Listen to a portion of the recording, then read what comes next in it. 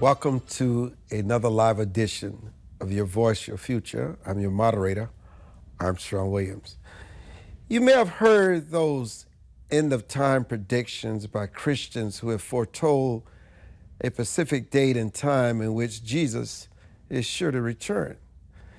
This never fails to amuse me, especially since the Bible states we do not know the specific day or hour of his return. But is predicting Jesus' second coming the same as claiming that we're living in the last days?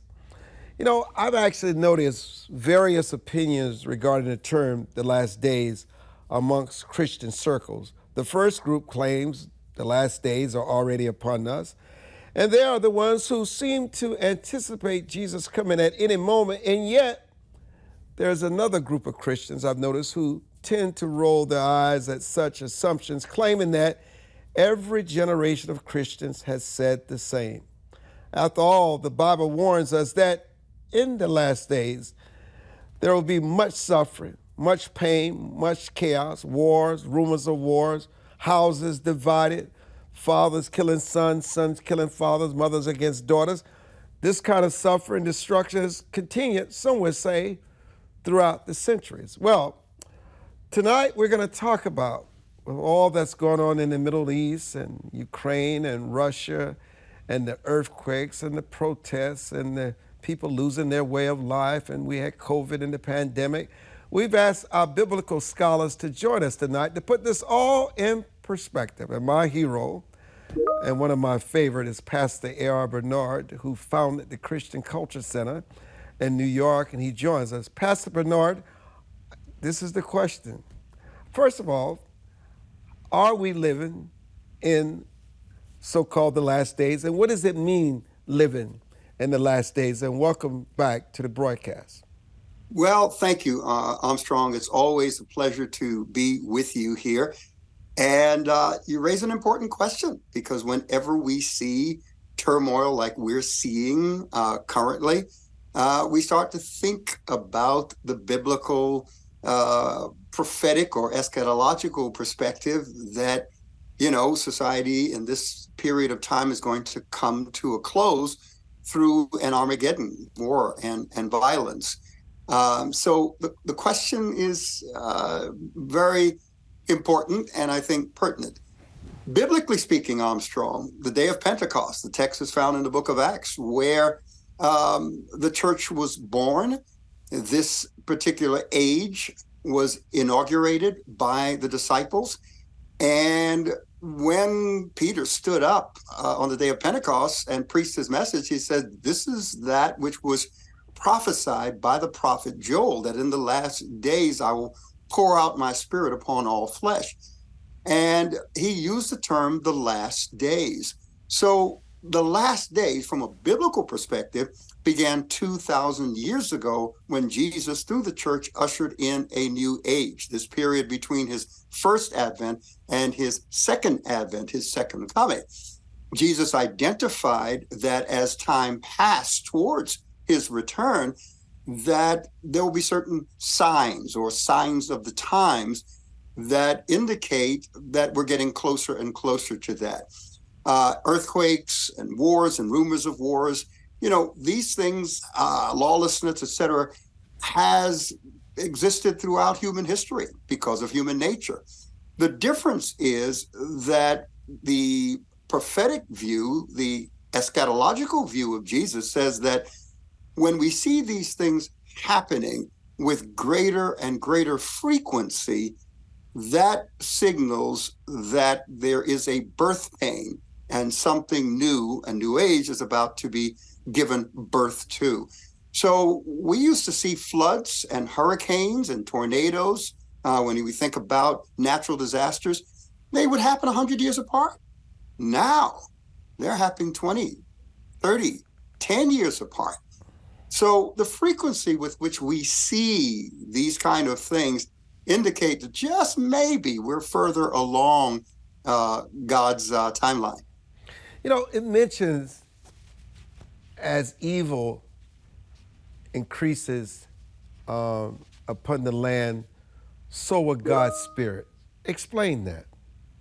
Well, you know, God's response to a wounded, broken humanity was a pathway of reconciliation through the life, death, and resurrection of Jesus Christ. Jesus spoke to his disciples and said that the time would come when he would no longer be on earth in a physical presence, but the Holy Spirit, the universal presence of God, would be here for the purpose of transforming individual lives in order to impact society at large. He gave three things. He said, number one, he will convict the world of sin. And what that means is to convince human society that lawlessness is not the way to a utopian society. The only way to a utopian society is one where God is present and his divine order is respected and followed. The fruit of that is the kind of society that we all long for, one that is abundant, it's filled with peace and righteousness and justice. Relationships between our fellow man are governed by a set of moral standards and moral values. That's what he talked about in terms of what the Holy Spirit's going to be doing. The second thing, the Holy Spirit is going to convince the world of righteousness, which means that in spite of our broken, wounded condition, we have access to a transformed inner life by reconnecting to God. And that's why we see, even in American society, which is a nation that was founded on biblical principles, right? And a certain belief that we are answerable to divine authority, the life and dignity of the human person, all of that was included, even though we had to work through some very bitter and ugly times that stained the history. We still had that moral accountability that forced us to change as a nation. So when we begin to see those things attacked, and people of faith are now being marginalized within our society, it's an attempt to rid us of the very important foundation, the very important and necessary anchor to our souls. Because without an anchor for our soul, which is faith, all right? Without an anchor for our soul, Armstrong, we have nothing to protect us from what we can become when our humanity runs out. When our humanity runs out, we give in to forces of greed, fear, ambition, lust for power, and on and on and on. It's that anchor for our soul, not only the soul of the individual, but the soul of a nation that protects us from ourselves. So let me bring some of the questions before our guests join us. You know, how does someone like a Donald Trump resonate in biblical times, where some would say this is a flawed man, but yet those who profess to be Christians and God-fearing rally around him and they support him and they can justify them. And yet there's also this mindset that wants to believe anybody who embraces this liberalism against transgenderism, against same-sex marriages, against all the kinds of things where they say there is no God. They sort of go against those biblical teachings. Reconcile the two, because in the end, God has to forgive us all for our shortcomings, which is our sin. Well, let's begin with the sovereignty of God. If God is all-powerful, all-knowing, and everywhere present, and we believe that he exercises sovereignty over human history, guiding it in a particular direction without violating our freedom of choice, our human will, then we have to say that even working with that freedom of choice, God ultimately determines, this is biblically stated, that God determines who's in power. He sets up kings, according to Daniel, the prophet. God sets up kings, he removes kings. He positions people in power, he removes them from positions of power.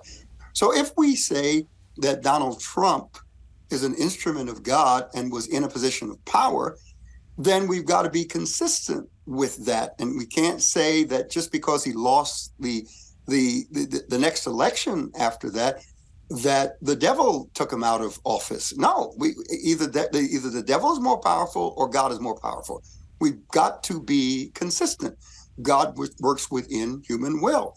I sat at the table with Donald Trump because I believed, along with the unofficial advisory council that he gathered, all right, were there for a very specific set of values and an agenda. And the agenda that appealed to me most were two things: religious liberty, which is very important to me and dear to me, and second, an initiative for the urban environment, the urban communities.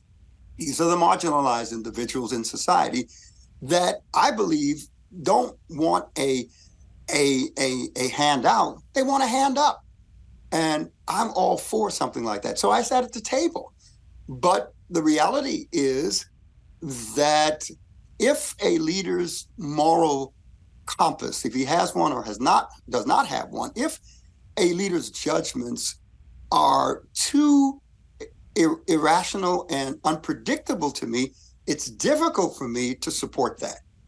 So I had a moral conflict because there was a lack of consistency. So I chose to bow out.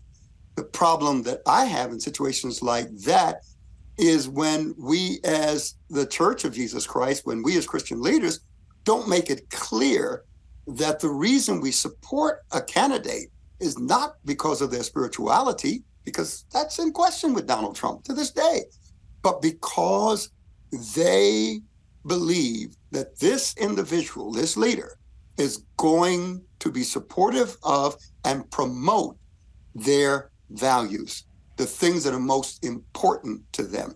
I think that if the evangelical community who rallied around Donald Trump had done that in the beginning, instead of trying to sanitize, moralize him, or make him born again, and simply said, look, this man will fight for the things that we value, things that we're concerned about, I think it would have been a different scenario than how it played out. And we wouldn't have seen this kind of question about inconsistency and contradictions with his behavior, because his behavior would not have been the issue.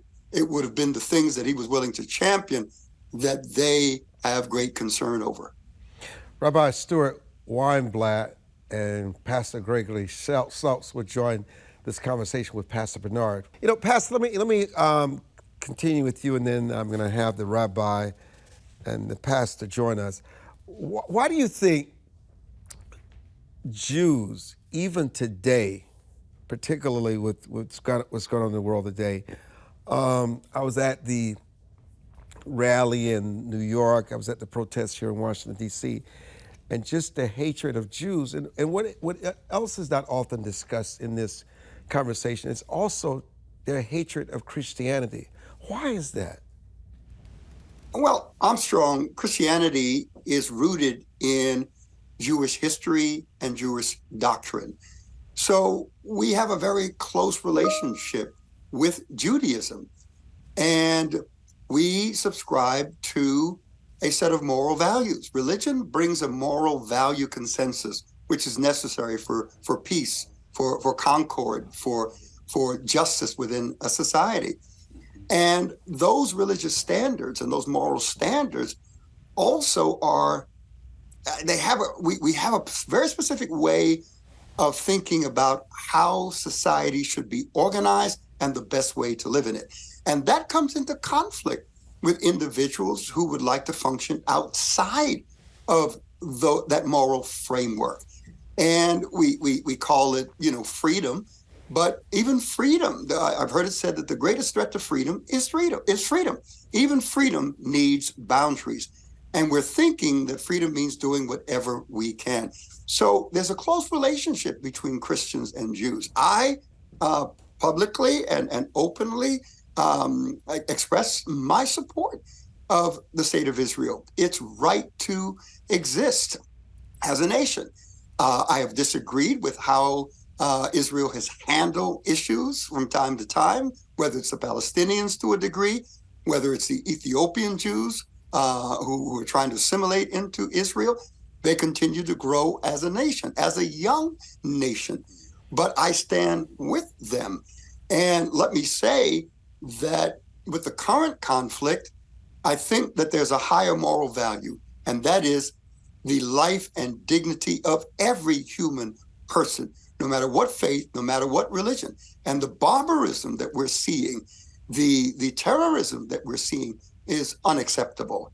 And innocent lives have been lost, Palestinian lives, Israeli lives, and we have just lowered ourselves from who we are as human beings and the dignity that we should carry. We need to normalize diplomatic talks. And I don't know how far you want to get into this, but let me pause there. Rabbi Weinblatt, it is a very nervous time for Jews all over the world, especially when Prime Minister Netanyahu issues a warning about travel and about being safe. And you see what's going on in college universities, and they're having to hide and being attacked. I mean, this is not happening in some third world country. It's happening right here in an advanced nation like the United States. How have these young people on these campuses and throughout these protests become so indoctrinated? That's a $64,000 question in many respects, Armstrong. What we're seeing is just this outpouring, this outburst of anti-Semitism, which is so virulent. Young people are describing situations where they're afraid to walk on their campus wearing a Jewish star. They're intimidated, they're harassed, they're brutalized, they're attacked physically. My son-in-law happens to be an ear, nose, and throat doctor, and somebody came to see him the other day because somebody punched this person in the face just for walking down the street in New York. So we have reached the kind of situation which we thought would never happen in the streets of America. It is very serious, this unleashing of this hatred, and that has come up to the surface now, which perhaps had been hidden for so long. And it's a tremendous concern to all of us, and it should be a concern, by the way, to others as well. Now, I must tell you that I've had Christian friends who have reached out, even a few people within the Muslim community as well, who are just horrified by what they're seeing. So I think it's something that we as a society, as a country, we have to address, because if the Jewish community is feeling this and not feeling safe, then it's not long before the rest of our freedoms, the rest of our liberties will also be endangered as well. I saw something on yesterday during the Eagles-Cowboys game. A businessman was in his suite, and he had on the surface of it an American and Israeli flag. And they sent security to lead him out because he was spreading divisiveness. Now, you can hang any kind of flag in the world. Right. That is, you can say it's filled with hatred, but why would you're talking about the National Football League. And I said to myself, is it that level where the National Football League, if I walked in with my American Israeli pin and my flag and I flipped it over the balcony of my suite, I'm going to be escorted out? Yeah. What does that tell us? If I can jump in here, I always ask people when I speak, I said, when Hitler said, we have to have this final solution, I always say, what was that? Now, surely it was ethnic in one sense, but it was also ideological. Jews and Christians are people of the book. And the book says that God and our faith in God is higher than government. It's higher than, and government and human beings are then molded by the moral structures and the moral reality of the God who created us and redeemed us. And so there comes this point where if you're a secularist and you're a statist, those people are the enemy. They're the enemy because you can say no. And people don't realize that there's a hatred, not just of Jews and Christians, but of God himself. And let me just tell you something, and I was going to say this. The person that was kicked out of the suite is a powerful Democrat, George Norcos III, Jr., a powerful Democrat. Yeah. It's not as if this were a conservative. Right. It was a Democrat who was showing his allegiance and solidarity that America and Israel are unified. Yeah. He was let out by security. He was humiliated. He's thinking about filing a lawsuit against the NFL and the Philadelphia Eagles. I don't. But I just wonder who saw. I just wonder who saw that and said that. This is crazy. I'm just trying to understand. Yeah. Pastor Bernard, what is offensive about that? Strong, if I may build upon what the rabbi so eloquently articulated, it's coming out of the character of the culture. A culture is the sum total of its traditions, its attitudes, its customs, its institutions, its language. And traditions are what that culture believes and passes from one generation to another. There were a very clear set of beliefs that founded this nation and continued.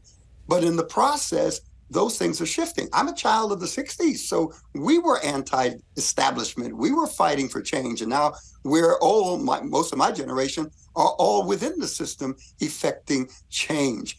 So what I'm looking at, Armstrong, is how our beliefs are being influenced and reshaped and reevaluated in a way that our voices, our moral voices, are intentionally being marginalized within the society, which means that what we have to say is so easily dismissed. And I have to look at the educational system, Armstrong, because one of the problems which came out of CRT, which began as a reasonable reevaluation of history through the lens of race, it was taken to the extreme.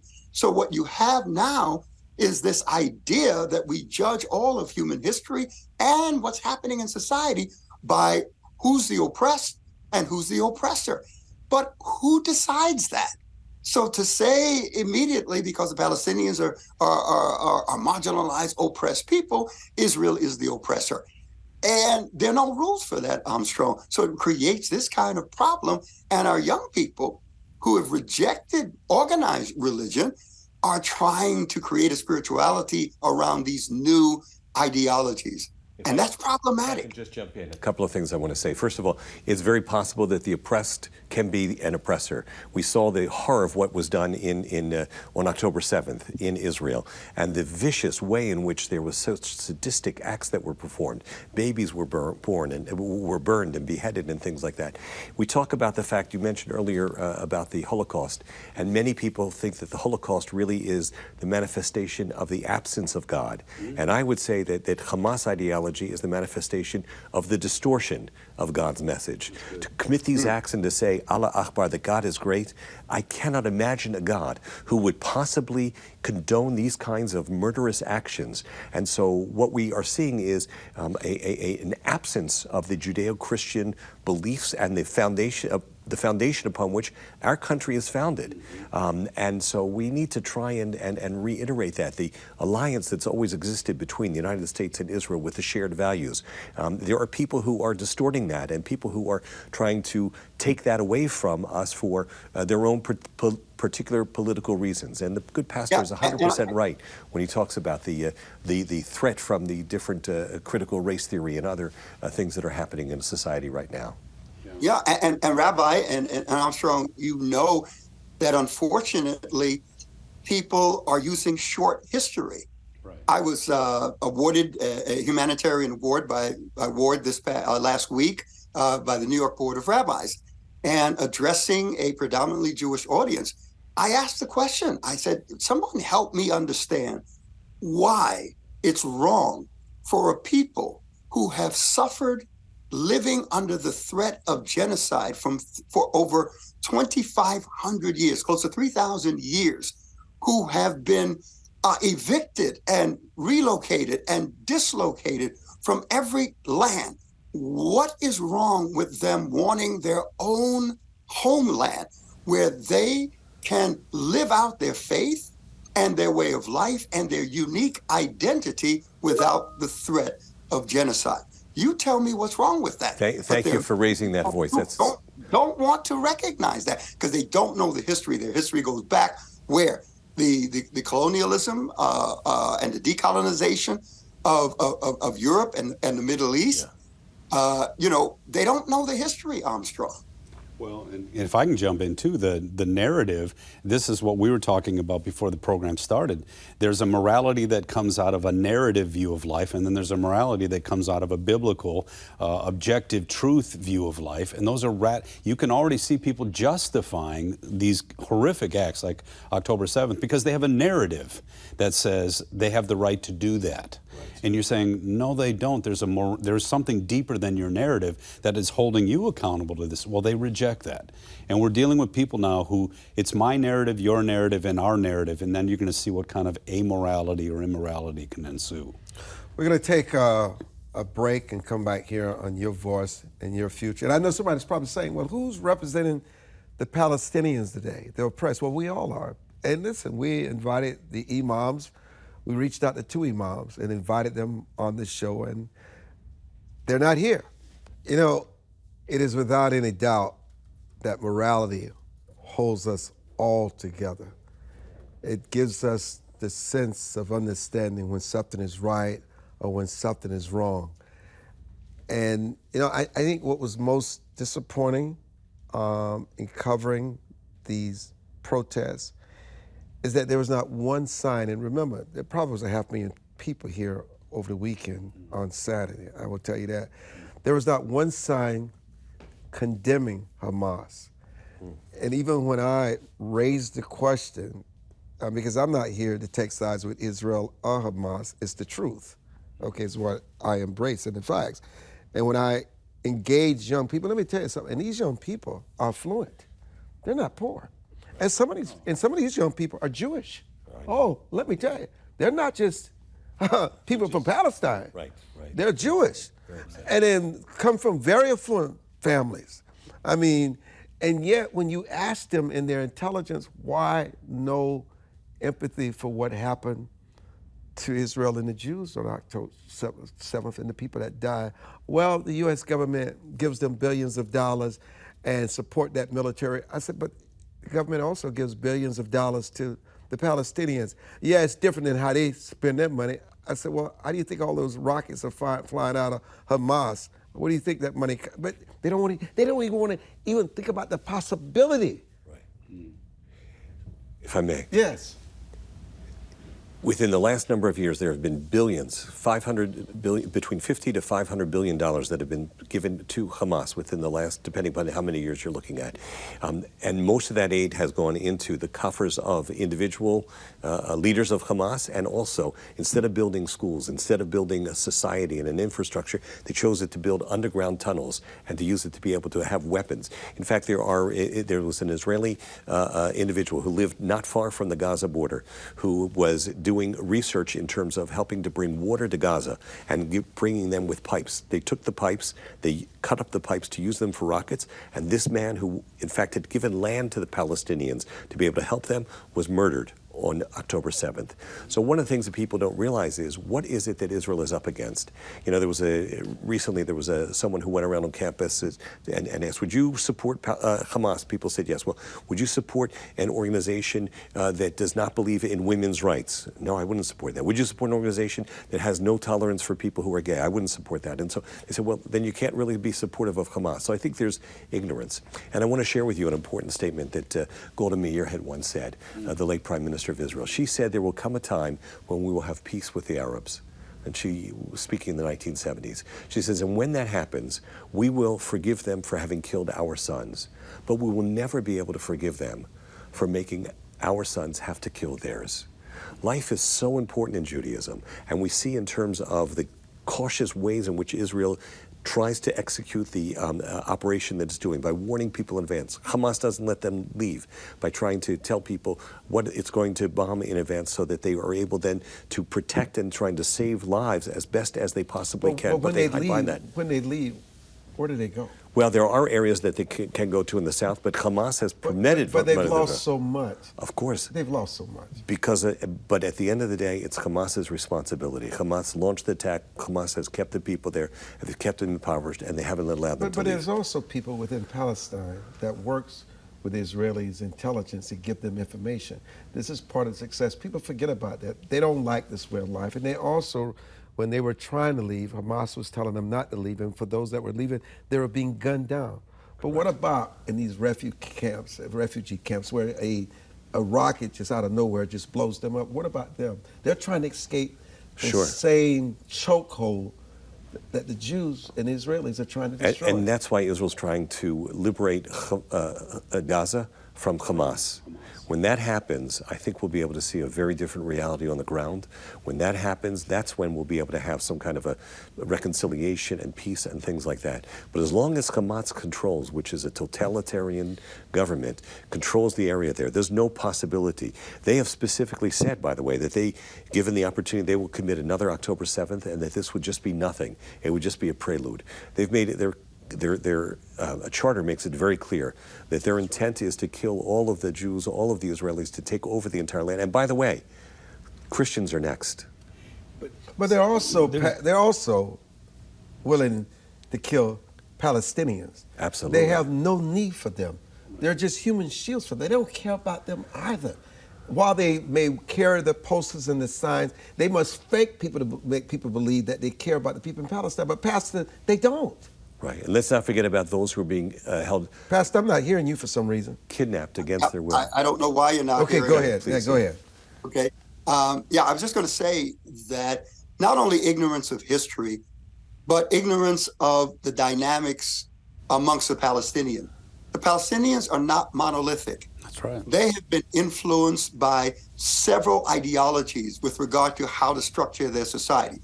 You have Fatah, you have Hamas, you have Islamic Jihad, you have the Popular Front for the Liberation of Palestine, you have the Democratic Front for the Liberation of Palestine, the Palestinian People's Party, you have the Palestinian National Initiative.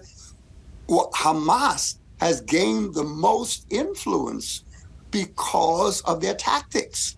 Do you know, Armstrong, in the Bible, Genesis chapter 6, where everything has gone wrong, there's an interesting passage that says, and violence filled the earth. Right.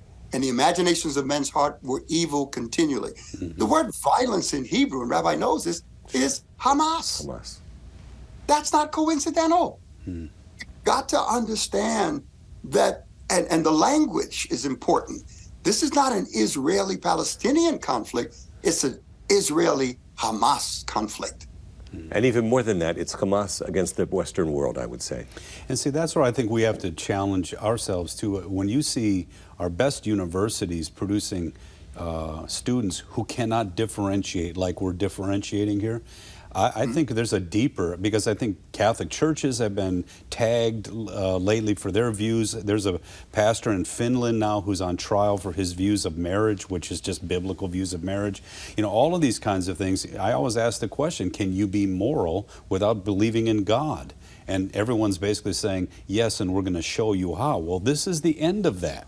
When you actually say God is dead, which is what Nietzsche said in the 60s, and everyone's put it on Time magazine, well, this is what happens 50 years later. When people are amoral and their narrative is all that they need to justify themselves, well, they can do almost anything, which is what they were doing in Genesis Well, here's 6. what I think. I think you were going somewhere with the universities, and I think this is what's often lost with the universities and in this discussion. You know, you can have ambition and you can have goal, but I think what we don't focus on enough is incentive. Okay, I like that. What incentivizes the universities to keep these students?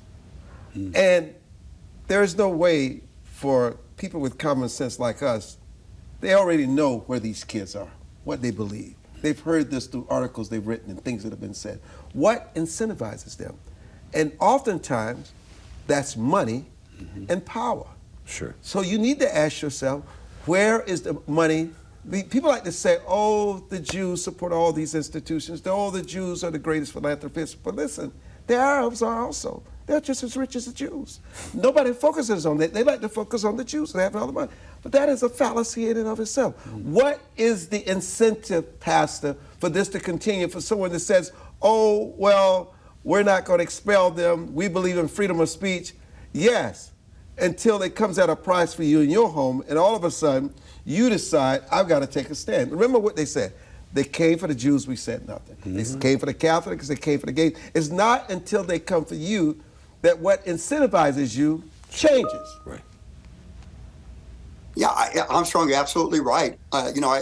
Too many Americans watch the news, and they're so removed from what they're seeing on television, they falsely believe that it could never happen to them. And then when it does happen, all of a sudden it becomes an issue that warrants their time, their attention, their money. But universities are struggling, Armstrong. Christian universities are struggling because the issue of sexual identity, same-sex marriage, and all of these other things that are coming into play is really challenging Christian universities to determine how Christian they are. And what does that mean? What values do they subscribe to? And they're wanting to be open and welcoming, but they really are doing a bad job, like the church has done over the years, a bad job of navigating this tension between maintaining our religious convictions and distinction from the prescriptions of the culture. It's not easy, but they're wrestling through that right now. And it's usually the threat of losing financial support that forces them to choose a side. And that is a fact. That's what incentivizes them. There are churches that would teach the word of God, but all of a sudden, the big donors would say, well, I don't like that message. And if you don't change, you cannot say that homosexuality is a sin. You cannot preach against transgenderism in the pulpit, else I'm going to pull away my millions of dollars. So that's what incentivizes them. They not only adjust their message, but to eventually totally capitulate. So what we're seeing is the shock, first of what happened on October 7th, and then this outpouring of the venomous anti-Semitism on campuses and elsewhere. And so I'm proud of many members of the Jewish community who have been large donors to many of these universities. And like you said, there's a problem because the Arabs can step right in with their money, but who have said, wait a minute, you know what, we have supported this institution for so long. We graduated from this institution, and now this is what's happening in terms of our own kids are feeling intimidated, and they aren't even feeling safe on campus. We're going to be holding back some of our money. And so I think that that's one of the major problems that we have right now is this distortion. There are professors in college campuses in California who gave students credit if they would go to a anti-Israel, pro-Hamas rally. There are professors who refuse to let their students study in Israel. And so they are taking these issues and these stands, which are just so offensive and so narrow-minded. You know, there is a choice that people have to make. Earlier this summer, I was in the UAE and Bahrain as a guest of the government there with a group of rabbis. And we saw there are those within the Muslim world, there are those within the Arab world who want to look forward to the future, who are willing to build bridges of tolerance and of understanding. And then there's those who want to take us back to the Middle Ages, such as Hamas. And it's a real battle for the soul of people. And getting back to what you said earlier, Armstrong, I just for the life of me cannot understand how intelligent, good thinking, good people would possibly want to take up that banner and that cause. Well, let me say this before we go to break. I want to address that because I like the honesty of this discussion. You know, we talk about the young people and on college campuses, but if you talk to many adults, and if you dig deep enough, they are just as sympathetic to Hamas and the Palestinians are the young kids. And they hide behind this cloak. Well, I'm not going to say anything. I don't speak about it. But it's not just the young people. And you find it in the professorships where this continues to go on. And it's not until you have this conflict, this war, where it brings it to full force, where everyone take their stake in the ground. And so what you're seeing now is what is being reflected. This is how people really feel. Okay? And no one wants to talk about it. I've talked to people that I've been close to for ages, and they watch me, they read what I say, and they pull me to the side, and they said, well, have you ever considered this? Blah, blah, blah. I said, you got to be kidding me. You cannot justify what happened on October the 7th. They said, well, they've been doing it to the Palestinians all along, and this is how they eventually responded. These are intelligent people. This is so rooted that people don't even want to talk about. It's easy to talk about the kids, but look at the roots where these kids come from, and you may find yourself shocked at what's going on not only in America, but around the world. And you know what it is? It's purely unadulterated hatred of Jews. Their success, because it puts in the spotlight the failure of the leadership of the government in the Arab world. No one wants to talk about it. It's no different than what happened in the Holocaust and everywhere else throughout history. It's happening again, and that's why many Jews are scared to death. Absolutely. Because they believe it can happen again. And guess what? It can, and it will, if we remain solid. Pastor, what about the intellectuals that are running the world and those that the Biden administration is fighting now, saying that the Biden administration is doing too much for Israel and they should show even more compassion towards not only Palestine, but Hamas? You know, Armstrong, there's a sad reality here, and I'm sure that the Rabbi can bear witness to this. There's a wonderful passage in the Psalms, and it basically teaches the principle that you can't make peace with someone who has war in their heart. Yes.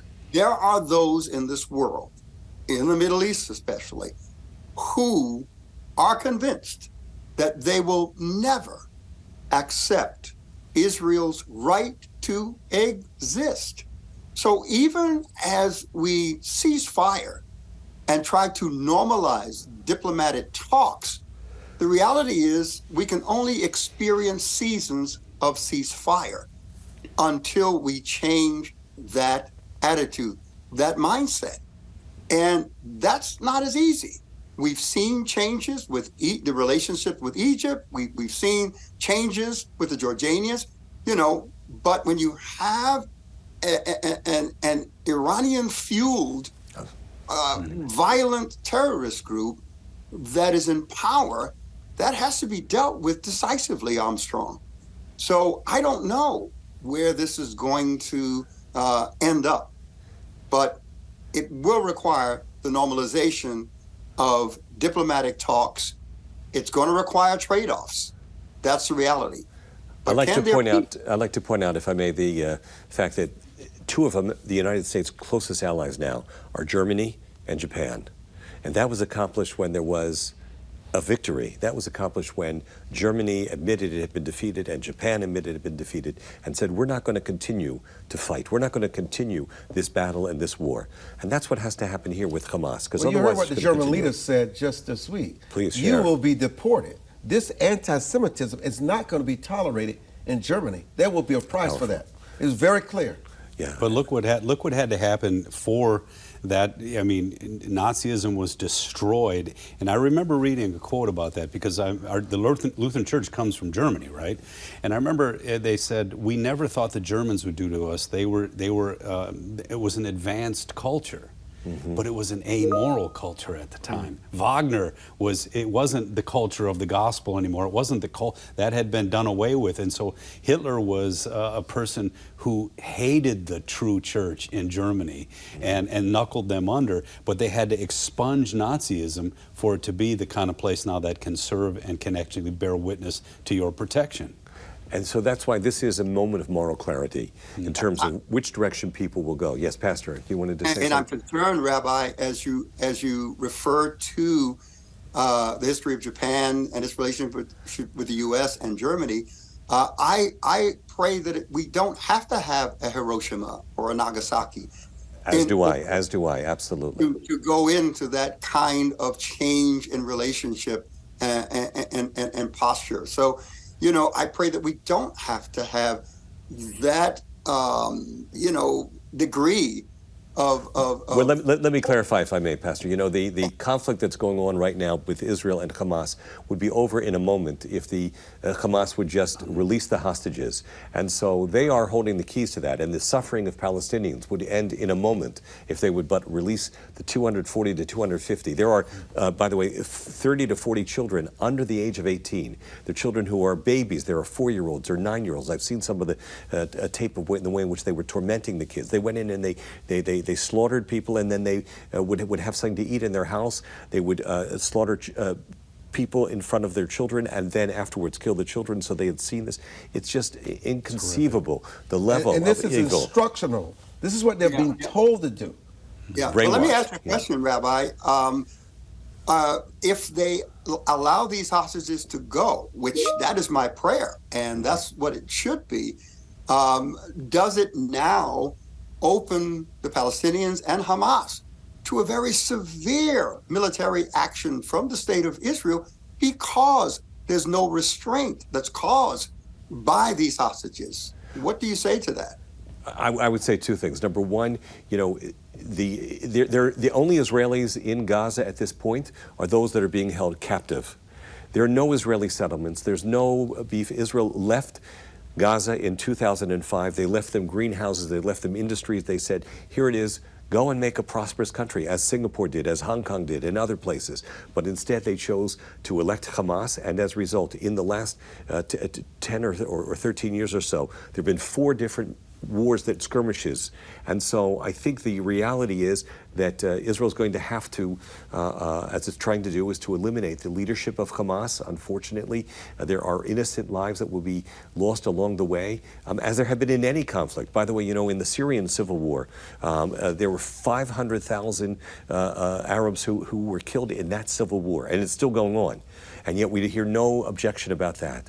There have been Muslims who have been killed in China by the Uyghurs, the Uyghur group, and there's no outcry about that. It's only when it's a conflict between Israel or between the Jewish people of Israel and Hamas and the Palestinians that all of a sudden people care about the loss of Palestinian lives and the loss of Arab lives. But if they really, really cared, if they really were people of conscience, they would be out there protesting all of these other things as well. But it's not even a fair definition to call the people in Gaza refugees, as you look at what refugees are, where it was just in Pakistan, Afghanistan, where they just expelled 1.7 million people out of the country. Look at Syria, look at Sudan. There are cases that are far worse. And why does Israel get all of this attention? Right. Why? Because of what you just said before, because of the hatred of Jews. That's exactly right. Pastor? And biblically speaking, Armstrong, that is a biblical reality that's stated in the early text about this tension with Israel and the Arab community. I've made 11 trips to Israel. I was in Gaza. I was there in Beersheba when they were at war. You could hear the gunfire and whatnot from my hotel room. And I went in and I spoke to some of the Palestinians. And I will tell you, Armstrong, all right, they want the same things that the Israelis want. But there is fear and terror amongst them. All right. And of course, misinformation that's being circulated that furthers the agenda for this terrorist group that has taken over. Jesus taught that evil loves a vacuum. And that's why when we don't speak up, when we don't unite around the higher values that we should all subscribe to, we create a vacuum and evil will fill that vacuum and we will be where we are today. And on the counterpoint, as our Christian friends know, from the book of Genesis, it says, I will bless those nations that bless you. And Genesis so 12 and 15. And that's one of the blessings that occurred. We were talking before about between the evangelical community and the Jewish people and the Jewish community is an appreciation of that commonality that we have, and hope that others will come to recognize that as well. And I just think, one of the things that I try to tell my people is that obviously we preach the gospel, the good news of God and the love of God and Christ, that's our main message, but we have a preservative role too. God calls us to citizenship. He calls us to be preserving, salt and light, as Jesus says it, and people don't realize preserving work, you got to roll up your sleeves. You've got to take a stand. You've got to say no to this and yes to that. And we're beginning to see that this is a no that has to be said. I cannot thank everyone for joining us tonight. And I think what is often lost is that people forget we care just as much about the Palestinians as we do anybody else. But to savagely, unprovoked attack someone like animals on October the 7th and not expect there to be consequences is insanity at its best. We got to find the best of in each other, but it's not going to be tomorrow. There will be a war and innocent people are going to die. That's the unfortunate thing about it. We have to pray for one another and pray for peace.